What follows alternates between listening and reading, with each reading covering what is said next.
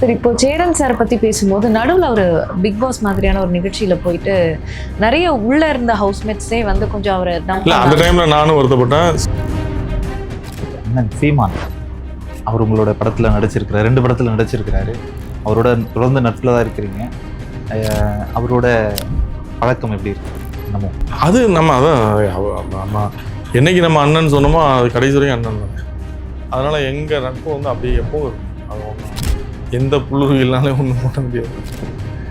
அவர் தேர்வு பண்ணுற கதாபாத்திரங்கள்லாம் எளிய மக்களுடைய வாழ்க்கையாக. நீங்கள் அவருக்கு வந்து ரொம்ப அவருடைய கதாபாத்திரங்கள்லாம் பார்த்தீங்கன்னா ஒரு ரிச்சஸ்டாக வந்து ஒரு ரொம்ப நல்லா வாழக்கூடிய ஒரு அப்படி இருக்காது. எளிய மக்களை கதாநாயகன் ஆக்கியிருப்பார். அது எனக்கு வந்து ரொம்ப எல்லாத்தையும் தாண்டி சத்யராஜன் வந்து ஒரு நல்ல மனிதன். நீங்கள் வந்து அவர் வந்து ஹெல்ப்னு கேட்டு அவர் பண்ண ஹெல்ப்கள் இது வரைக்கும் யாருக்கும் வெளில தெரியாது. அதாவது ப்ரொடக்ஷனில் என்ன பண்ணுவாங்கன்னா, நீங்கள் வந்து அவர் சம்பளத்தை தவிர்த்து ஒரு வாட்டர் பாட்டில் வாங்கினா கூட அது காசு கொடுத்துருவாங்க. வெங்கட் பிரபு வந்து ஒரு ஜாலியான டைப்பு, ஃபன்னான டைப்பு. டென்ஷனே இல்லாமல் கூலாக வேலை செய்வாப்புல. எனக்கு அவர்கிட்ட என்னென்னா ஃபஸ்ட் டைம் நான் ஒர்க் பண்ணும்போது ஒரு கூலாக இருக்க பார்த்து எனக்கு வந்து என்ன இப்படி பொறுப்பு இல்லாமல் இருக்காரு அப்படின்றது மாதிரி எனக்கு கோபம்லாம் வரும். எனக்கு இந்த மாதிரி இயக்குநர்கள்லாம் ரொம்ப பிடிக்கும். அந்த வகையில் தான் பாலா, வெற்றிமாறன், ராமு, அமீர், சேரன் இவங்கெல்லாம் அந்த இப்போ மாரி செல்வராஜ், ரஞ்சித் இவங்கெல்லாம் நமக்கு வந்து ஒரு பிடித்தமான ஒரு இயக்குனர் இருந்துச்சு. நம்ம உசுரை விதையா விதைக்கிறோம். அது ஒரு நாள் வெடிச்சு முளைச்சு சுதந்திரமா நிற்கும்.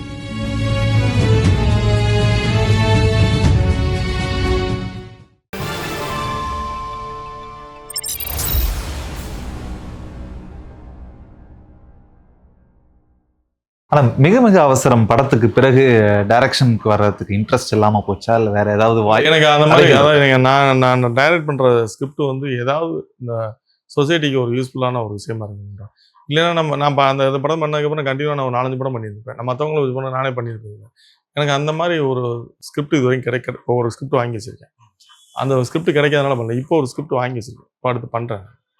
சும்மா ஏதோ ஒன்று பண்ணணும்னு சொல்லி பண்ணக்கூடாதுன்றதுல நம்ம பண்ணோம்னா அந்த மாதிரி ஏதாவது இம்பாக்ட் இருக்கு. இல்லைன்னா வந்து ப்ரொடியூஸ் பண்ணிட்டு பேசாமல் இருந்தேன். இவன் ஏன் இந்த வேலையை பண்ணுறான்னு சொல்லிடக்கூடாதுல்ல. பார்க்குறவங்க பேசாமல் தயாரிச்சுட்டே இருக்கலாமா, இவனுக்கு ஏன் இந்த வேலை அப்படின்னு சொல்லிடக்கூடாது. பண்ணுனா அது தெளிவானதாங்க. அந்த மாதிரி ஒரு ஸ்கிரிப்டுக்காக வெயிட் பண்ணி இப்போ ஒரு ஸ்கிரிப்ட் வாங்கி வச்சிருக்கேன், பண்ணுறேன் கூடிய சீக்கிரம். நீங்கள் ஆரம்பத்திலே வந்து முதல் படத்திலே அண்ணன் சீமான் நடிச்சிருப்பாரு, அடுத்து மிக மிக அவசரம் சீமான் இருப்பாரு. இப்படி தொடர்ச்சியாக நீங்கள் சீமான் அண்ணன் வச்சு படம் பண்ணும்போது நீங்கள் வெளிப்படையாக தமிழ் தேசியவாதி நீங்கள் அறிவிச்சிருந்த போது சினிமா துறையில உங்களுக்கான அந்த எதிர்ப்பு நிலை என்பது எப்படி? அது ரொம்ப பாதிப்பு இருந்தது. அது இப்போ வரைக்கும் இருக்கும். அது தமிழ் தேசியம்னு சொல்லி நீங்கள் தமிழ் சினிமாலெல்லாம் வந்து நீங்கள் அவ்வளோ ஈஸியாக வந்துட முடியாது. அது நான் வந்து என்னன்னா நான் அந்த இடத்த கிராஸ் பண்ணி வந்துட்டேன். என்னை அமுக்க வேண்டிய இடத்துல இருந்து மேலே வந்துட்டேன். அதனால் இனி என்னை அமுக்கிற முடியாது. நான் அந்தளவுக்கு மேலே வந்துட்டேன். நான் என்னை இனிமேலாம் வந்து யாரும் போட்டு அமைக்கிற முடியுமான்னா அதெல்லாம் முடியாது. ரெண்டாவது என்னுடைய தேவைகள் ரொம்ப குறைவு. நான் பெருசாக என்னுடைய லைஃப் ஸ்டைல் வந்து நான் பெருசாக வச்சுக்கிறது கிடையாது. அதனால் நான் அதை பற்றி இது பண்ணுறேன். இங்கே தமிழ் தேசியம்னு சொன்னால் இங்கே ஒரு போராட்டம் இருக்க தான் செய்யுது. பட் அதுக்காக அதான் சொல்கிறேன்ல, நம்ம ஏன் போலியான ஒரு முகம் கொடுத்துவாங்க. எனக்கு என்ன பிடிக்கும், எனக்கு என்ன பிடிக்காதுன்றது நம்ம ஓப்பனாக சொல்கிறதுல என்ன தப்பு இருக்குது. அதனால உன்னை பிடிக்காதுன்னு எனக்கு அர்த்தம் இல்லைல்ல. நானாக இருக்கேன்றதுக்காக ஒன்று என்னை பிடிக்கலன்னு அர்த்தம் கிடையாது. நான் தான் அப்படின்னு சொல்கிறேன். நான் இன்னொருத்தனா மாறி மாட்டேன். நான் இன்னொருத்தன் சட்டையை போட்டு நான் ஏன் வரணும்? என் சட்டையை போட்டுட்டு நான் வரேன். அது சேலஞ்ச் இருக்குது. தமிழ் தேசியம்னு சொன்னோம்னா இங்கே வந்து இந்த பயம் இருக்குது. பயம் மீன்ஸ் இவங்க சரியாக இருப்பாங்களா? இப்போ நீங்கள் ஒன்றும் இல்லை, மாநாடு டைம்லேயே நான் தமிழ் தேசிய ஆதரவாளன்னு சொல்லி ஃபினான்ஸே கொடுக்க மாட்டாங்க. இவங்க ஏதாவது வந்து பஞ்சாயத்து பண்ணியிருப்பாங்க. பட் இல்லை, நாங்கள் கரெக்டாக கொடுப்போம் அப்படின்னு சொல்லி ப்ரூவ் பண்ணி தான் காமிச்சோம். நீங்கள் எப்போவுமே நமக்கு ஒரு சந்தர்ப்பம் கொடுத்தா தானே நம்ம நிரூபிக்க முடியும். அப்படி ஒரு சந்தர்ப்பம் கொடுக்கப்பட்டால் நம்ம நிரூபித்து காட்டலாம். அதுக்கப்புறம் நம்ம கேரியர் போச்சு. அப்படிதான் தமிழ் தேசியம் சொல்லலாம் நீங்கள் ஈஸியாக வந்துட முடியாது. சரி, இப்போ தயாரிப்பாளர் சங்கத்தை பொறுத்த வரைக்கும் ஏற்கனவே நிறைய பிரச்சனைகள் ஒரு பக்கம் அதில் இருக்கு. நீங்க வந்து தமிழ் தேசியம், அதே மாதிரி சமூக பிரச்சனைகளுக்கு வந்து ஒரு புறம் குரல் கொடுத்துக்கிட்டு இருக்கீங்க.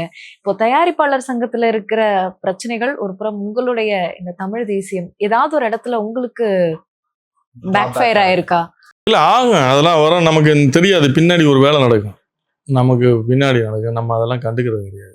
நான் இப்போ லாஸ்ட்டாக வந்து நான் பாரதிய ஜனதா இருக்கும்போது இந்த ஆக்டிவ் ப்ரொடியூசர் அசோசியேஷனில் ஜாயின்ட் செக்ரட்டரி இருந்தேன்.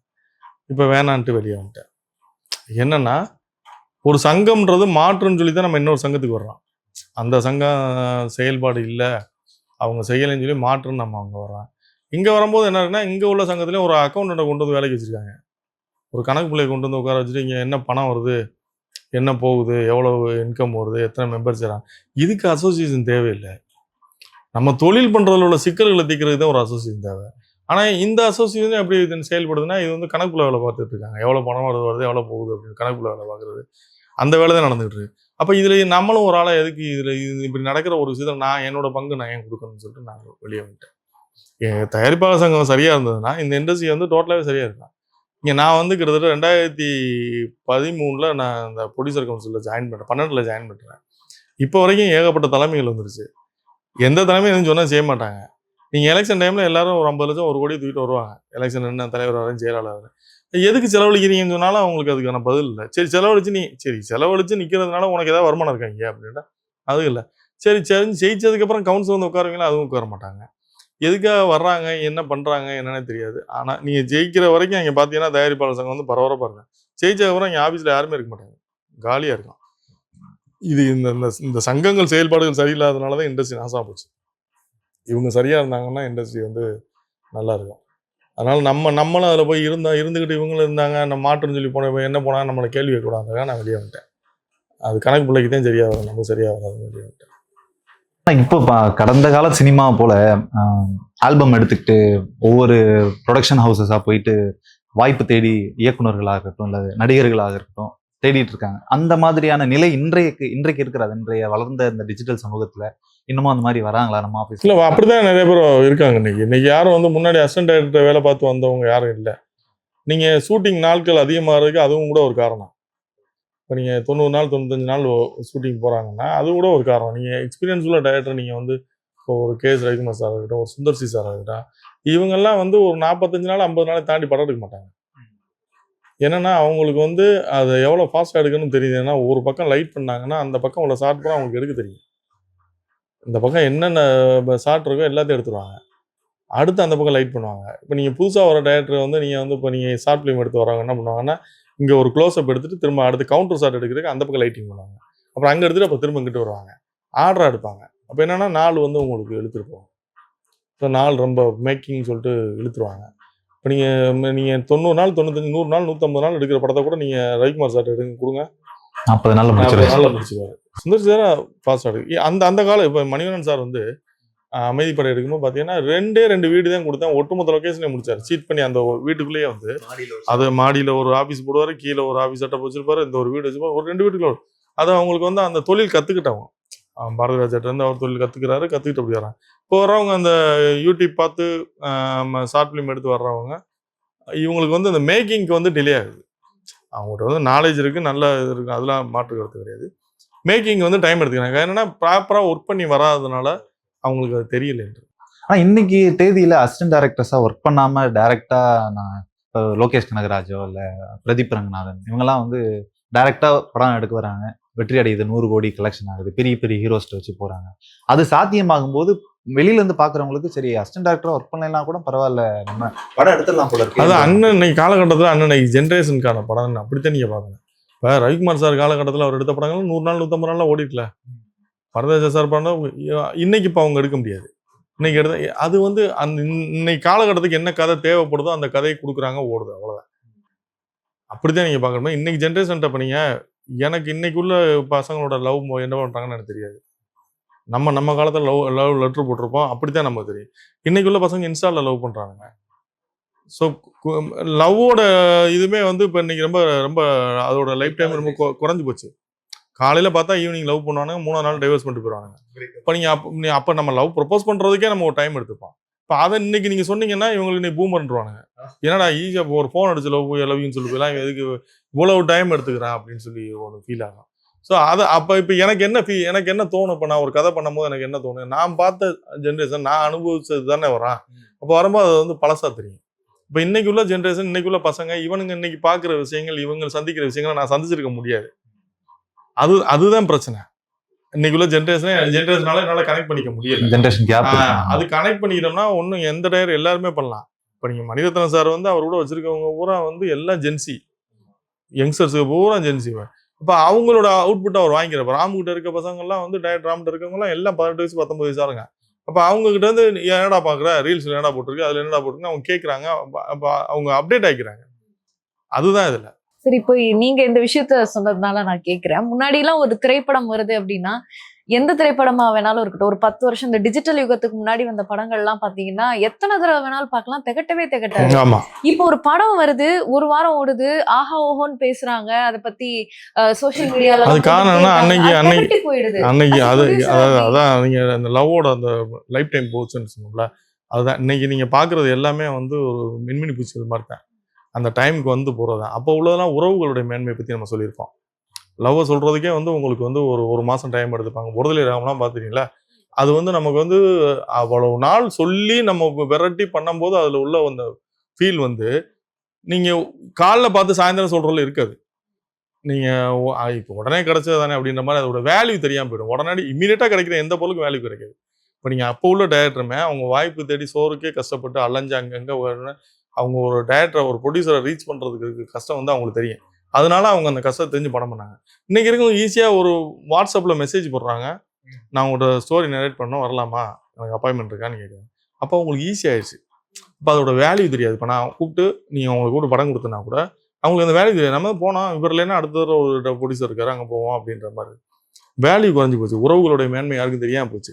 இப்போ சமீபத்தில் வந்த படங்கள்லாம் உறவுகளை பற்றின சொல்கிற படங்கள்லாம் ஓடுது. அப்போ மக்களுக்கு வந்து திரும்ப வந்து பழைய அந்த இப்போ அம்மாவோட வேல்யூ என்ன, அக்காவோட வேல்யூ என்ன, காதல்னா என்ன வேல்யூ, உறவு சண்டைகள் எப்படி இருக்கும், இதெல்லாம் பண்ணும்போது நம்ம வீட்டில் இப்போ விக்ரமன் சார் படம்லாம் பார்த்தீங்கன்னா 250 நாள் ஓடுச்சுன்னா அவர் எல்லாமே வந்து நம்ம வீட்டுக்குள்ள நடக்கிற பிரச்சனைகளை தான் மையப்படுத்தி எடுத்திருப்பாரு. எல்லாம் பாசிட்டிவாகவே எடுத்திருப்பாரு. எல்லாமே நெகட்டிவ் இருக்காது, பாசிட்டிவாக எடுத்திருப்பாரு. அப்படி இன்னைக்கு எந்த படங்கள் இன்னைக்கு சொல்றது, இன்னைக்கு வந்து இன்னைக்குள்ள பிரச்சனைகளை சொல்றாங்க. அது வந்து ரொம்ப நாள் அசைப்பட முடியாத ஒரு பிரச்சனையாக தான் இருக்கும். மனசுல வச்சுக்க முடியுமா அந்த பிரச்சனை? வச்சுக்க முடியாது. நம்ம ஜஸ்ட் லைக் கடந்து போயிருப்போம். அந்த பிரச்சனையை சொல்லுவாங்க, அது நம்மளும் பார்த்து ரசிச்சுட்டு கைதட்டி போயிடுவோம். அது ரொம்ப நாள் நம்ம மனசுல வச்சுக்க முடியாது. அப்படி போறது. இப்பெல்லாம் பாத்தீங்கன்னா எல்லாமே அல்ட்ரா ப்ராசஸ்டா இருக்கு. நீங்க சொன்ன மாதிரி விக்ரமன் சார் படம் எல்லாம் கொஞ்சம் ஸ்லோவா தான் இருக்கும். 2.5 hours 3 hours வந்து பொறுமையா பார்த்த காலம் எல்லாம் இருக்கு. இப்ப எல்லாமே வந்து இப்படின்றதுக்குள்ள எதையுமே நீங்க வந்து மனசுல வச்சுக்க முடியாது. அது வந்து நம்ம மனசுல வச்சு நம்ம அதை ரசிக்க முடியாது. ஜஸ்ட் லைக் பார்த்துட்டு சிரிச்சுட்டு கையை தட்டிட்டு போயிடலாம், அவ்வளவுதானே தவிர இதை மனசுல வச்சு ஆசைப்படுறோம். இப்ப நீங்க பாரதிராஜா சார் படம் வந்து கருத்தம்மா பார்க்கும் போதெல்லாம் வந்து நமக்கு ஒரு நாள் தூக்கம் வராது. ஆமா, ஏன் பெண் குழந்தைகளை கொள்றாங்க, இம்பாக்ட் இருக்கும். அப்ப நம்ம யோசிக்க வைக்க. அப்படி வந்து இப்ப இன்னைக்கு எந்த படம் அப்படி வர்றது இல்லை. நமக்கு இன்னைக்குள்ள பிரச்சனையை சொல்றாங்க, அந்த பிரச்சனையை நம்ம தூக்கிட்டு போகணுமா அப்படின்னா தேவையில்லை, தேட்டரோட விட்டு வந்துடும், கைதிட்டு வந்துடும். அதை எடுத்துட்டு போகணும், இல்லை ரியலைஸ் பண்ணணும், இல்லை அது மாதிரி நம்ம வாழணுன்ற மாதிரி ஒரு வாழ்க்கை இன்னைக்கு எந்த படங்களும் அருவா எடுத்து வெட்டுறது குத்துறதுலாம் சொல்லும் போது நம்ம தானே இதை எடுத்து போய் நம்ம 4 பேரை வெட்டணும்னு தோணும் நமக்கு. அது தேட்டரோட விட்டுட்டு கை தட்டிட்டு வந்துடுவோம். அன்னைக்கு பொழுதுபோக்கு அவ்வளவுதான். அப்படி ஆயிடுச்சு. சரி, இந்த கேள்வி எனக்கு நீங்க சொல்லும் போது தோணுச்சு. இப்பெல்லாம் பாத்தீங்கன்னா வெறும் லவ்வர்ஸ்க்கு நடுவுல இருக்கிற அந்த பிரச்சனையை மையப்படுத்தி வர்றதுதான் பிரச்சனைங்கிறதையே வந்து இப்போ சொசைட்டில அதை மட்டும் தான் பிரச்சனைன்ற மாதிரி போர்ட்ரே பண்றாங்க. ஆனா இயல்பா வந்து அம்மா அப்பாக்குள்ள அந்த ஃபேமிலி பாண்டிங் இந்த மாதிரி படம் எடுத்தா நீங்க சொன்ன மாதிரி கிரிஞ்சு பூமர் இது மாதிரிலாம் சிம்பிளா முடிச்சிடுறாங்க. ஆஸ் அ ப்ரொடியூசரா உங்களுக்கு அந்த ஆதங்கம் இருக்கா? ஏன் இப்படி பண்றாங்க? ஏன் அந்த இது மாறி வந்து நமக்கு பிரேக் பண்ற ஒரு ப்ரொடியூசரா நான் யோசிச்சேன்னா வந்து எனக்கு இன்னைக்கு என்ன படம் ஓடுதோ அந்த படம் எடுக்கணும்னு தான் நான் யோசிப்பேன். ஒரு சாமானியனா அந்த சமூகத்துல நம்மளும் ஒருத்தன் அப்படின்னு நினைச்சேன்னா எனக்கு அந்த ஆதங்கம் கண்டிப்பா இருக்கும். என்னன்னா வந்து நம்ம என்ன விஷயத்த சொல்ல நினைக்கிறோம், இப்ப என்ன விஷயம் சொல்லிக்கிட்டு இருக்கோம் அப்படின்னு ஒண்ணு இருக்குல்ல. இங்க வந்து தேவை ஒரு மனிதனுக்கு இன்னைக்கு உள்ள ஜென்ரேஷனுக்கு நம்ம என்ன சொல்ல போறோம்னு ஒன்று இருக்குல்ல. இப்ப நம்ம ஏன் சல்லீரலை தூக்கி கொண்டாடுறோம்? அனுபவத்தில் நடந்த ஒரு விஷயம் வந்து இல்லை, நாங்கள் வந்து சண்டை மட்டும் போடலடா, நாங்கள் மனிதத்தையும் எங்களுக்கு வந்து போர்ன்றது வந்து நாங்கள் வந்து போர்க்களத்திலேயே நாங்கள் மனிதநேயத்தை படைப்பிடிச்சோம் அப்படின்னு சொல்கிறது தான் அந்த படம். இப்போ இதை கொண்டு போய் சேர்க்க வேண்டிய தேவை நமக்கு இருக்குன்னா அதில் உள்ள அந்த மனிதநேயம் தான். இப்போ இதைத்தான் நம்ம அடுத்த ஜென்ரேஷனுக்கு கடத்தணுமே தவிர நீங்கள் உறவுகளுடைய மேன்மையை சொல்லணுமே தவிர அதெல்லாம் விட்டுட்டு நம்ம விடுறதுனால தான் இன்றைக்கி வந்து இங்கே சமூகத்தில் வந்து நிறையா வந்து அனாதை ஆசிரமங்களும் முதியோர் இல்லங்கள் நிறைய ஆயிடுச்சு. இன்னைக்கு பார்த்தீங்கன்னா முதியோர் இல்லம்ன்றது ஒரு ஃபேஷன் ஆயிடுச்சு. மார்க்கெட் பண்றாங்க. அப்பா அம்மா கொண்டு வந்து விடுங்க, அவங்களும் வந்து பசங்களும் வந்து கொண்டு போய் விட்டு நான் யூஎஸ்ல இருக்கேன், எங்கள் அப்பாவை பார்த்துங்க, 5 லட்சம் கொடுக்குறேன், 10 லட்சம் கொடுக்குறேன், பார்த்துங்கன்னு சொல்றது ஒரு ஃபேஷன் ஆயிடுச்சு. நீங்கள் அப்போ உள்ள படங்கள் அப்படி ஏதாவது ஒரு படம் பார்த்தோம்னா நமக்கு வந்து பெரிய இம்பாக்டை கொடுக்கும். நம்ம அப்பா அம்மாவை விட்டுட்டு போனால் என்னன்றத நீங்கள் அம்மா அப்பா நம்ம பசங்களோட இருந்து விளையாடுற அந்த சுகம் வந்து நீங்கள் பிரித்து வைக்கல இருக்காது. நீங்கள் எத்தனை பேர் அதை செய்கிறேன்? காரணம் என்ன, நீங்கள் நவீன யுகமாகி போச்சு, எல்லாமே மாடர்ன் டைப் ஆகிடுச்சு. நம்ம அந்த பழையபடி இப்போ நான் எங்கள் அம்மாவை கொண்டு வந்து என் வீட்டில் வைக்கணும்னு சொன்னால் எங்கள் வீட்லேயும் எங்கள் ஒய்ஃப் வந்தப்போ தான் சொல்லுவாங்க, பூமராக இருப்பீங்களா அப்படின்ற மாதிரி.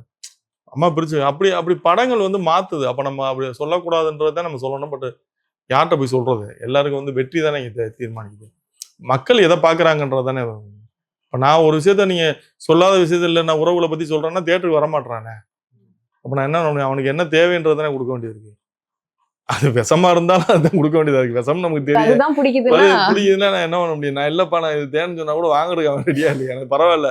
இது 10 நிமிஷம் இதை சாப்பிட்டா எனக்கு பிடிக்குது. இது ஒரு போதை மாதிரி இருக்குன்னு சொல்லி கேட்கும்போது கூட கொடுக்க வேண்டியது இருக்கு. உங்களோட திரைத்துறையில பணியாற்றிய முக்கிய நபர்கள் பற்றிய ஒரு கேள்வி ஒவ்வொருத்தரா கேட்கிறேன். அதுல அவர்களிடம் பார்த்து வியந்த அல்லது அந்த ஷூட்டிங் ஸ்பாட்ல நடந்த இன்ட்ரெஸ்டிங்கான சம்பவம் என்ன? ஆமா, அப்படி தொடங்குறோம். முதல்ல இருந்தே வருவான். ஐயா மணிவண்ணன் ஐயா அவர்களிடம் நீங்கள் பார்த்து வியந்தது அல்லது அந்த ஷூட்டிங் ஸ்பாட்ல நடந்த இன்ட்ரெஸ்டிங்கான ஏதாவது ஒரு சம்பவம். இல்ல அவர் வந்து ஆக்சுவலா வந்து ஸ்கிரிப்ட் வச்சுக்க மாட்டாரு. ஒரு துண்டு பேப்பர் தான் வச்சிருப்பாரு. அவர் என்ன எடுக்கிறாரு என்ன பண்றாருன்னு நமக்கு தெரியாது. ஒரு ஸ்கிரிப்ட் வச்சுக்க மாட்டார். டயலாக் எழுதிட்டு வர மாட்டார். பொதுவாக எல்லாருமே பவுண்டட் ஸ்கிரிப்ட் வச்சிருப்போம். ஷார்ட் டிவிஷன் பிரிச்சு வச்சிருப்போம். அப்படிதான் அவர் வந்து ஒரு துண்டு பேப்பர் வச்சிருப்பாரு. அவர் வாட்டில் எடுத்துக்கிட்டு இருப்பாரு. டயலாக்லாம் வந்து ஸ்பாட்ல சொல்லுவார். ஸ்பாட்ல சொல்லி கடைசியில அதான் பண்ணாரு. அமைதிப்படையில அப்படி பண்ணாருன்னு தான் நான் கேள்வி. கடைசி வரைக்கும் என்னோட படத்துக்கு போகும்போதே வந்து எங்க பவுண்டட் ஸ்கிரிப்ட் எங்கன்னு ஏன்னா அவர்கிட்ட நான் பழகினதில்ல. அப்பதான் ஃபர்ஸ்ட் டைம் மீட் பண்றேன். பவுண்டட் ஸ்கிரிப்ட் எங்கன்னு கேட்கும்போது ரெடியா இருக்கு அப்படின்னா ரெடியா இருக்கு கொடுங்க படிக்கணும் அப்படின்னா வாங்க இருக்கு அப்படின்னு கடைசி பார்த்தா ஒரு துண்டு சீட்டை கொடுக்குறாரு. இதுதான் ஸ்கிரிப்ட்னு சொல்லிட்டு அவர்கிட்ட அந்த இது இருக்கு. டயலாக் வந்து அப்படியே ஸ்பான்டனியாக சொல்லுவார். சத்யராஜ் சாருக்கும் அவருக்குள்ள கெமிஸ்ட்ரி எனக்கு ரொம்ப பிடிக்கும். இவர் என்ன சொல்றாரோ அது ஏன்னு கேட்காம செய்வார். இப்போ நீ ஆன் கேமராவில் வந்து அவர் தலைவா அப்படியே நடங்க அப்படின்னு அப்படி நடந்துகிட்டு இருப்பார். தலைவா அப்படியே வேட்டியை தூக்கி கட்டுங்கன்னு தெரியுது. இப்போ நீங்கள் சொல்ல அவர் செஞ்சுக்கிட்டே இருப்பார். பர்ஃபார்மன்ஸ் வராமல் செஞ்சுட்டே இருப்பார். அவங்களுக்குலாம் அப்படி ஒரு கெமிஸ்ட்ரி இருக்கும். ரெண்டாவது வந்து அவர்கிட்ட வந்து காலையில் நீங்கள் என்ன டைமுக்கு தூங்கினாலும் காலைல 6 மணிக்கு ஸ்பாட்டில் இருப்பார். அவரோட அந்த சீட்டிங் பண்ணி ஷாட் எடுக்கிறாருல அது ரொம்ப பிடிக்கும் எனக்கு. ஒரு ரூமுக்குள்ள வந்து ஒரு 4 ஃப்ரேம் வைப்பாரு. கண்டுபிடிக்க முடியாது. ஒரே ரூம்ல எடுத்தது. டயலாக் வந்து ஒரு தம்மை போட்டு வந்தானா டயலாக் ஸ்பான்டனியஸா சொல்லுவாரு. நம்ம அப்பதான் எழுதணும் டயலாக். அது வரைக்கும் நமக்கு பேப்பர்ல இருக்காது அந்த டைம்ல. அப்படி அவர்கிட்ட இருக்க இன்னைக்கு அந்த மாதிரி ஒரு இயக்குனர் நம்ம பார்க்க முடியும். இப்ப ராமுகிட்ட கூட அந்த இது இருக்கு. ராம்கிட்டே வந்து டயலாக் வந்து ஸ்கிரிப்ட் ஒரு கையில வச்சுக்க மாட்டாரு. ஆன் ஸ்பாட்ல அவர் வார்டில் கடன்னு சொல்லுவாப்புல. நமக்கு ஆச்சரியம் எப்படி அவர் சொல்லாப்புல அப்படின்னு அவர் வார்டில் சொல்லுவார். நான் அவங்க 2 பேர்ட்டும் அந்த ஒர்க் அவுட் ஆகுது. அவங்க ஸ்டைல் அப்படியா இருக்கு. நான் அது அவர் மணிவண்ணன் சார்ட்டே ராம்கிட்டே பார்த்துருக்கேன். அந்த மாதிரி டயலாக் பேப்பரே இல்லாம ஒர்க் பண்றது அவங்க 2 பேர்ட்டு. சரி, இப்போ சத்யராஜ் சார் பத்தி சொல்லும்போது அவர் தமிழ் தேசியமுக்கும் ஆதரவு கொடுக்குறாரு. இப்போ அது சம்பந்தம் இல்லாத ஒரு சில விஷயங்களுக்கும் ஆதரவு கொடுக்குறாரு. அதை நம்ம பார்த்துட்டு தான் வரோம். அரசியல் தொடர்பான இப்போ அவர் கூட ஒர்க் பண்ணும்போது இது ரெண்டுமே உங்களுக்கு கான்ட்ராடிக்டரியா தெரியலையா? நீங்க எல்லாத்தையும் தாண்டி சத்யராஜன் வந்து ஒரு நல்ல மனிதன். நீங்க வந்து அவர் வந்து ஹெல்ப்னு கேட்டு அவர் பண்ண ஹெல்ப்கள் இது வரைக்கும் யாருக்கும் வெளில தெரியாது. ரெண்டாவது ப்ரொடக்ஷன்ல என்ன பண்ணுவாங்கன்னா நீங்க வந்து அவர் சம்பளத்தை தவிர்த்து ஒரு வாட்டர் பாட்டில் வாங்கினா கூட அது காசு கொடுத்துருவாரு. அவர் கொடுத்துருவாரு. அப்படிலாம் நீங்கள் ஒரு ஹீரோவை நீங்கள் பார்க்கவே முடியாது. எனக்கு வந்து அவர் ரூமில் வந்து ஒரு 108 ரூபாய்க்கு இட்லி சாப்பிட்ருக்காரு. அந்த 108 ரூபாய் என்கிட்ட கொண்டு வந்து கதவை தட்டி கொடுத்தா நான் வாங்க மாட்டேன்னா என்னென்ன நீங்கள் அசிங்கப்படுத்துவீங்கன்னா இல்லை சார் இது என் பிரின்சிபால்னு சொல்லி கொடுத்துருங்க. அப்படிப்பட்ட ஒரு மனிதர் நிறைய பேருக்கு ஹெல்ப் பண்ணியிருக்காரு. நீங்கள் யாருக்காவது நம்ம அதை சொல்லலாம். அந்த சொன்னோம்னா நிறைய அவருக்கு டிஸ்டர்பன்ஸ் வரும். நிறைய பேருக்கு ஹெல்ப் பண்ணியிருக்காரு. நீங்கள் ஒரு ஹெல்ப்னு சொல்லி மெசேஜ் போட்டிங்கன்னா இமீடியட்டாக அக்கௌண்ட் நம்பர் வாங்கி பண்ணுவார். அந்த தேவை அறிஞ்சு பண்ணக்கூடிய அவருக்கு திராவிடம் பிடிச்சிருக்குது அப்படின்றது வந்து அவருடைய தனிப்பட்ட. இப்போ நீங்கள் நான் சொன்னது மாதிரி எனக்கு பிடிச்ச விஷயத்தை நான் மாற்றிக்க முடியாது.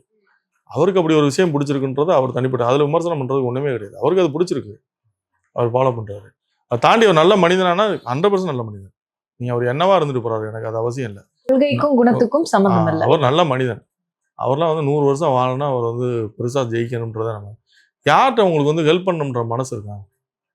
அப்படி சத்யராஜன் வந்து ப்ரொடியூசருக்கும் வந்து ரொம்ப கஷ்டத்தை கொடுக்க மாட்டார். ப்ரொடியூசர் ரெண்டாவது ஃபோன் பண்ணால் எடுத்து பேசக்கூடிய ஒரு நடிகர்.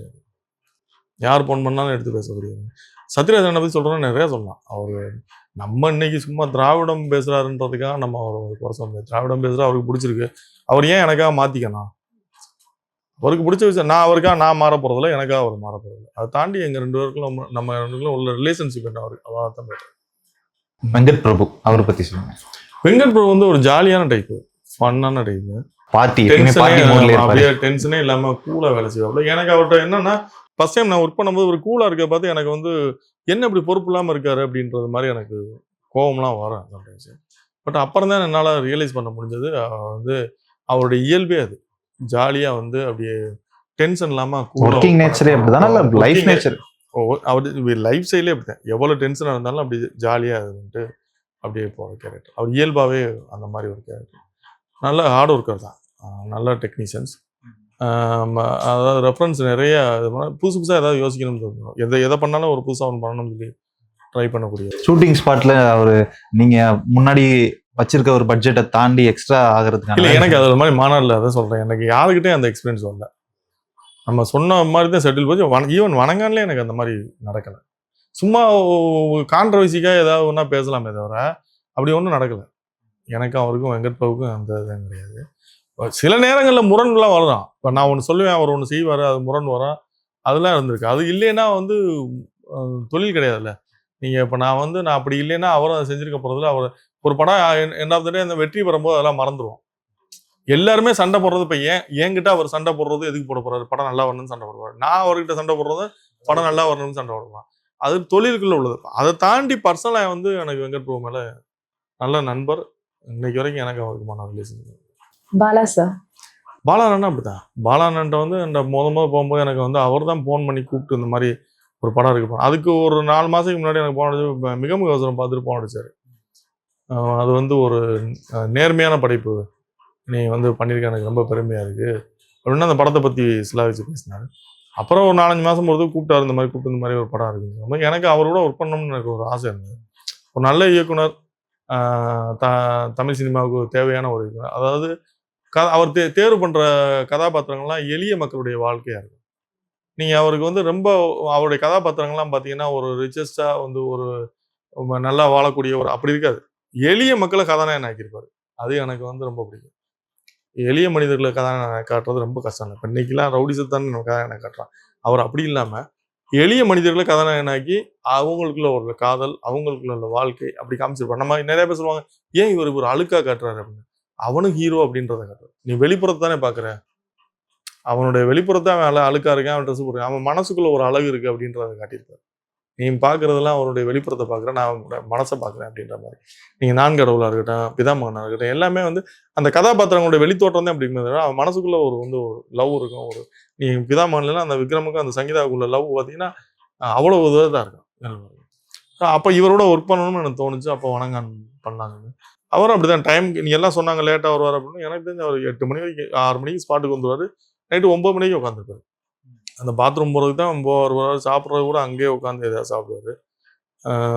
ரொம்ப ஷூட்டிங் ஸ்பாட்டில் ரொம்ப எளிமையாக தான் இருந்தார். மற்றவங்களாம் சொல்லும்போது எனக்கு ஒரு பயம் இருந்தது. இப்படி இருப்பான்னு. என்கிட்ட அந்த மாதிரி இல்லை. நமக்கு அந்த மாதிரி பேட் எக்ஸ்பீரியன்ஸ் வரல. நமக்கு ஒரு வேளை இறைவன் கொடுத்ததுதான். என்கிட்ட அந்த மாதிரி நாங்கள் 2 பேரும் நல்ல கடைசி வரைக்கும் இன்னைக்கு வரைக்கும் வந்து நல்ல நட்போட தான் இருக்கும். இல்ல அதனோட வெளிப்பாடு தான் நீங்க அவருக்கு பாராட்டு விழாலாம் எடுத்திருந்தீங்க. அது வந்து எனக்கு வந்து அவருக்கு செய்யணும்னு தோணுச்சு. என்னன்னா 25 வருஷம் கடந்த ஒரு கலைஞன், நம்ம நேசித்த ஒரு இயக்குனர், அவருக்கு பண்ணணும்னு ஒரு விரும்பி மணிவண்ணன் சாருக்கும் அப்படி தான் பண்ணேன். மணிவண்ணன் சாருக்கு அந்த 50வது விழா வந்து நான் தான் பண்ணேன். அது நமக்கு பிடிச்ச நம்ம சினிமாவுக்குள்ள வந்தது வந்து நம்ம பிடிச்சவங்களுக்கு நம்ம அவங்க வாழ்கிற காலத்துல ஏதாவது ஒன்று பண்ணணும் அப்படின்றதுக்கு அப்படி பண்ணதான். அதுக்கப்புறம் இயக்குனர் பாலா அவர்கள் உங்கள்கிட்ட தனிப்பட்ட முறையில் இந்த பாராட்டு விழாக்கு பிறகு நிறைய நெகிழ்ச்சியாக பேசினாரு. அந்த மாதிரி ரொம்ப சந்தோஷம். ஏன் இப்போ வரைக்கும் பேசுவார். இடம் உடம்பு சரியில்லாமல் அந்த இடத்துல போய் பார்த்துருந்தேன். இப்போ வரைக்கும் பேசுவார். அவரும் அப்படித்தான். அதாவது வந்து வெளியில வந்து எல்லாம் ஒரு அப்படி சொன்னால் அவருக்குள்ள ஒரு குணம் இருக்கு. அவர் சின்ன வயசுல ஒரு நான் பார்த்த வரைக்கும் அவர் ஏதாவது பாதிக்கப்பட்டிருக்கலாம். அந்த பாதிக்கப்பட்ட தோற்றம் வெளிப்பாடு தான் அதுவாக இருக்கலாம்.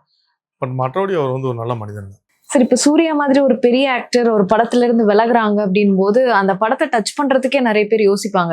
ஏன்னா சூர்யா மாதிரி அவர் போயிட்டாருன்னா என்னமோ இருக்கு அப்படின்ற மாதிரி ரூமர்ஸ் எல்லாம் கூட ஸ்ப்ரெட் ஆகும். நீங்க எப்படி தைரியமா அந்த ப்ராஜெக்ட்? அதுதான் டைரக்டர் மேல உள்ள கான்ஃபிடன்ஸ் தான். எடுத்துருவாரு. நம்ம ப்ரொடக்ஷன் சைட்ல நம்ம எங்கேயும் அது ஸ்டாப் பண்ண போறது இல்லை. நம்ம மேல உள்ள நம்பிக்கை. 2வது அவர் மேல நமக்கு இருந்த ஒரு லவ்னு கூட சொல்லலாம்.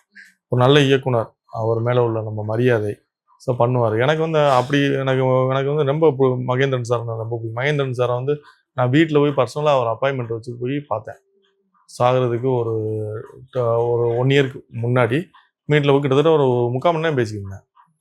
எனக்கு அந்த மாதிரி பாரதிராஜா சாரோட நான் இந்த ரெகுலர் நட்பில் இருந்தேன். தொடர்ந்து நட்பில் இருப்பேன்.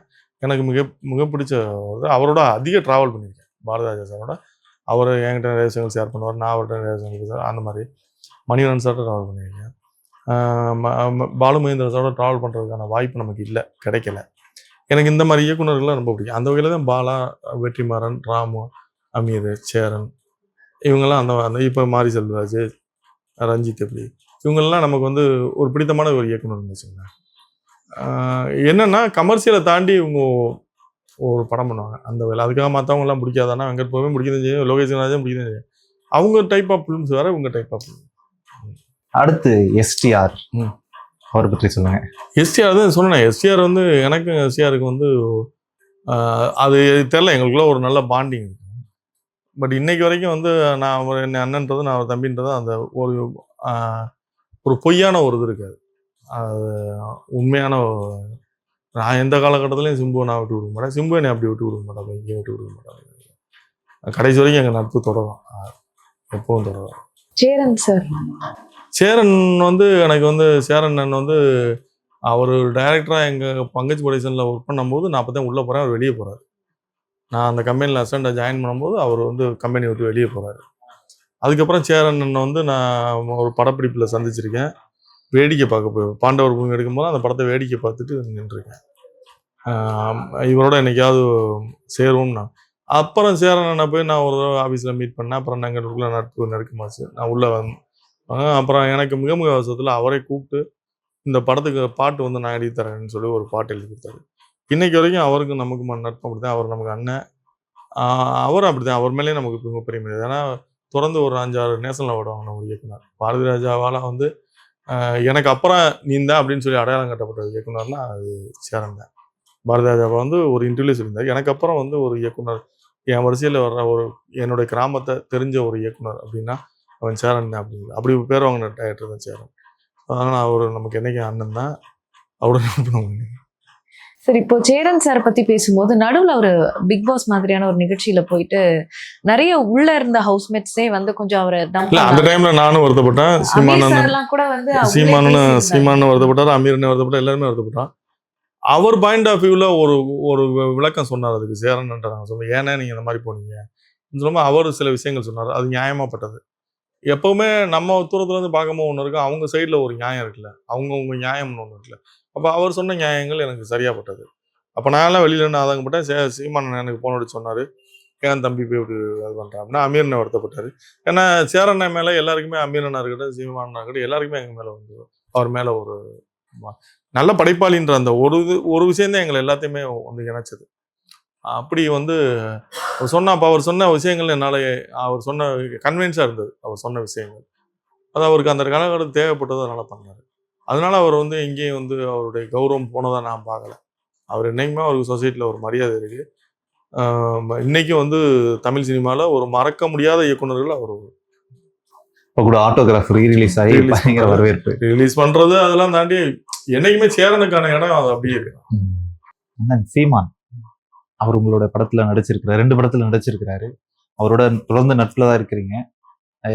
அவரோட பழக்கம் எப்படி இருக்கு இன்னமும்? அது நம்ம நம்ம என்னைக்கு நம்ம அண்ணன் சொன்னோமோ அது கடைசி வரைக்கும் அண்ணன் தானே. அண்ணன்னா அண்ணன் அப்படிதான் போயிட்டு இருக்கேன்.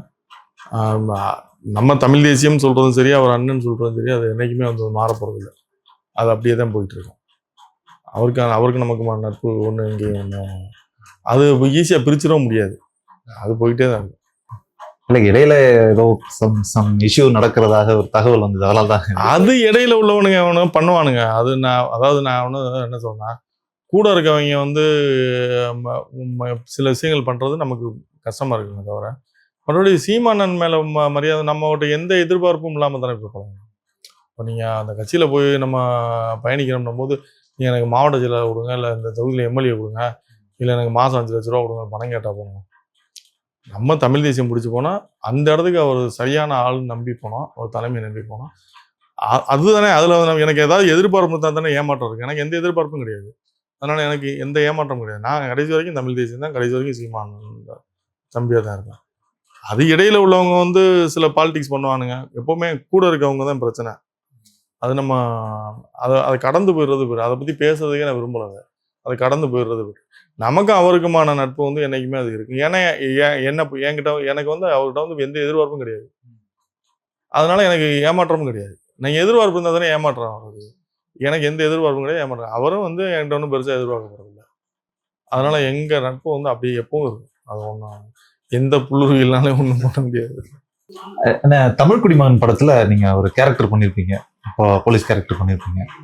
அதுக்கு பிறகு வேற ஏதாவது படங்கள்லயாவது நடிக்கிறதுக்கு விருப்பப்பட்டீங்களா, இல்ல நீங்க தயாரிக்கிற படத்திலே நடிக்கணும்ன்ற ஆசை? இல்ல, அப்படிலாம் கிடையாது. நான் அந்த படத்துலயுமே தமிழ் குடிமகன்ல நடிக்கிறது காரவண்ணன் வந்து போன் பண்ணி கூப்பிட்டாப்புல.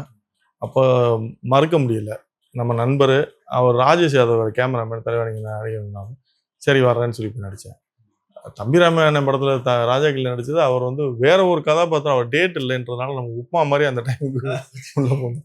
அவர் இல்லைன்றதுக்காக சரி நம்ம அந்த இடத்துல வந்து நம்ம போய் பண்ணலான்னு சொல்லி போனது தான். அப்படி நடித்தது தான். நான் 4-5 படம் நடித்தேன். அப்படி யாராவது கூப்பிட்டாங்கன்னா போய் நடிக்கிறது. நம்ம படத்தில் வந்து நான் என்னோட ப்ரொடக்ஷன் படங்களை நான் நடிக்க நான் ஒருபோதும் நினைச்சதில்லை. நான் நினைக்கவும் மாட்டேன். சொந்த காசை சூனியம் வச்சுக்கிறதுக்கு நம்ம டைரக்டர்ஸே அப்ரோச் பண்ணிருக்காங்களா, வாங்க சீன் அதுக்கு கூப்பிடுறோம். நிறைய பேர் வில்லனா வந்து நடிக்கணுவாங்க. நமக்கு கதை பிடிச்சதுன்னா இப்போ கூட வந்து ஒருத்தர் ஆஸ்திரேலியாவில் வந்து ஒரு படம் எடுத்திருக்கேன், நீங்கள் நடிக்கிறனாரு. நல்ல கதையாக இருந்தால் நடிக்கிறேன், சும்மா ஏதோ இதுக்காக பண்ண மாட்டேன். சார், சினிமாவை பொறுத்த வரைக்கும் நடிப்பு, டைரக்ஷன், ப்ரொடக்ஷன் இப்படிதான் வந்து உள்ள வர்றதை யாரா இருந்தாலும். ஆனா உங்க விஷயத்தை பொறுத்த வரைக்கும் அப்படியே ரோல் ரிவர்சலா ஆமா, அதாவது நான் வந்து டைரக்ஷன் வந்தேன், வாய்ப்பு கிடைக்கிறதுக்கு நடக்காது, இது நடக்காதுன்னு தெரிஞ்சு நானே தயாரிப்பாளர். தயாரிப்பாளருக்கப்புறம் ஜெயிச்சதுக்கப்புறம் நானே என்னுடைய ஆசைக்கு நான் டைரக்ஷன் பண்ணிட்டேன். அதுக்கப்புறம் நடிக்கணுன்றது நான் நினைச்சு நடிக்கணும்னு வரல. அது வந்ததே கூப்பிட்டாங்க, கூடும்போது நடிச்சுக்கிறேன். அது எது இறைவன் நமக்கு வச்சிருக்கானோ அது நடக்காமலாம். பாரதிராஜா சார் வந்து நடிக்கணும்னு உள்ள வந்து வருவேன், சங்கர் சார் நடிக்கணும்னு உள்ள வந்து வருவேன். அவங்க சங்கர் சார் இது வரைக்கும் நடிக்கல. அவர் வந்து அப்படியே இப்போ எஸ்.ஏ. சூர்யா சார் வந்து அவர் நடிக்கணும் உள்ள வந்தவர் தான் டைரக்டராகி அப்புறம் நடிக்க ஆகிட்டாரு. இவர் வந்து பாரதிராஜா சார் கடைசி வரைக்கும் நடிக்க, லாஸ்ட்ல அவர் இப்போ பெரிய நடிகன் ஆகிட்டாரு. அவர் பிஸியான ஒரு இப்போ உடல்நலத்துக்கான நடிக்கல, தவிர பிஸியான ஒரு ஆர்டிஸ்ட் ஆகிட்டாரு. ஸோ நமக்கு என்ன நடக்கும்ன்றது யாருக்கு இல்லை இருக்காது. சினிமா பொறுத்த வரைக்கும் இதெல்லாம் அன்பிரடிக்டபிள் தான். இறுதியாக இப்ப இருக்கக்கூடிய உதவி இயக்குநர்களுக்கோ அல்ல அந்த இயக்குநர்களுக்கோ இல்ல புதிய தயாரிப்பாளர்களுக்கோ நீங்கள் சொல்லக்கூடிய ஆலோசனை அல்லது? தயாரிப்பாளர்களுக்கு நான் சொல்றது வந்து பணம் இருக்குன்றதுக்காக நீங்க தயாரிப்பாளர்னு நினைக்க வராதிங்க. என்ன இன்னைக்கு ரியாலிட்டி என்னன்னு தெரிஞ்சுக்கிட்டு உள்ள வாங்க. ஆமா, அதுதான் தயாரிப்பாளர்கள் சொல்லுங்க. உதவி இயக்குநர்களை பொறுத்த வரைக்கும் நல்ல கதை பண்ணுங்க, கதை பண்ணிட்டு ட்ரை பண்ணுங்க. திறமை இருந்தால் நிச்சயமா தோத்து போக மாட்டீங்க. நிறைய பேர் வந்து கதை சொல்றேன்னு என்கிட்டலாம் நிறைய மெசேஜ் வரும், நிறைய பேர் கதை சொல்கிறேன்னு சொல்லுவாங்க. பட் நமக்கு அது எவ்வளோ பேரை நம்ம என்டர்டெயின் பண்ண முடியும்? நீ கதை கேட்குறேன் நம்ம எவ்வளோ பேர் என்டர்டெயின் பண்ண? ரெண்டாவது என் பாலிசி என்னென்னா, நான் வந்து சில கமிட்மெண்ட் இருந்துச்சுன்னா அதெல்லாம் முடிக்கிறதுக்கு முன்னாடி நான் சும்மா கூப்பிட்டு கதை கேட்குறேன்னு கூப்பிட்டு அவங்க டைம் என்னென்னா ஒரு தடவை நம்மளை கதை சொல்லிட்டு போயிட்டாங்கன்னா ஒரு சொல்லிட்டா ஒரு கூப்பிடுவாருன்றதுலேயே வந்து அவங்க டைமை வேஸ்ட் பண்ணுறாங்க. இருக்கு இல்லைன்னு டக்குன்னு சொல்லுவாங்க. ஒரே நாளில் வந்து இருக்கு இல்லைன்னு சொல்லி முடிச்சுறதுக்கு, வாங்க அடுத்த வாரம் வாங்க அதுக்கப்புறம் பார்ப்போம் அப்படின்னு சொல்லி சொன்னோம்னா கால் பண்ணுறோம், அதெல்லாம் இல்லை. அது நான் விருப்பப்பட மாட்டேன். சில தவிர்க்க முடியாத சில நேரங்களில் நான் வந்து சரி கேட்டே ஆனுன்றதுல தான் அந்த மாதிரி டைம் சொல்லணும். தவிர நிறைய பேர் நமக்கு இப்போ கேட்டாலும் பண்ண முடியாதுன்ற சூழலில் நான் கதை கேட்க மாட்டேன். யார்ட்டையும் கேட்க மாட்டேன். கேட்டாலும் இப்போ பண்ணுற சூழல் இல்லை அப்படின்னு தெரியும் போது யார்ட்டையும் கதை கேட்க மாட்டேன். பார்க்கலான்னு. உங்களுடைய நேரத்துக்கும் உங்க ஆலோசனைக்கும் ரொம்ப நன்றி சார். நிறைய உங்களுடைய பயணம் அப்படிங்கிறது இன்னும் நீண்டதா எங்க எல்லாருக்குமே வந்து சோஃபார் பிடிச்ச மாதிரி இருந்தது. இன்னும் நிறைய திரைப்படங்கள் நீங்க தயாரிக்கணும், டைரக்ட் பண்ணணும் அப்படிங்கிறது தான் எங்களுடைய விருப்பமுமே. ஏன்னா மிக மிக அவசரம் வந்து எந்த அளவுக்கு பெண் காவலர்களுடைய வாழ்க்கையில ஒரு திருப்பமாகவும் மாற்றமாகவும் அமைஞ்சது அப்படிங்கிறது நாங்க சொல்லி தெரிய வேண்டியதில்லை. அந்த மாதிரி நிறைய திரைப்படங்கள் எடுக்கிறதுக்கு எங்களுடைய வாழ்த்துக்கள். நன்றி. அதுவும் போல நேரடியாக தயாரிப்பாளராக வந்து வெற்றி பெற்றவர்கள் ரொம்ப சொச்சம். அந்த வரிசையில நீங்க இருக்கீங்க, அதை பார்க்கையில ரொம்ப சந்தோஷமா இருக்கு. உங்களோட நேரத்தை அளித்து பேட்டியளித்தமைக்கு மிக்க நன்றி. நன்றி.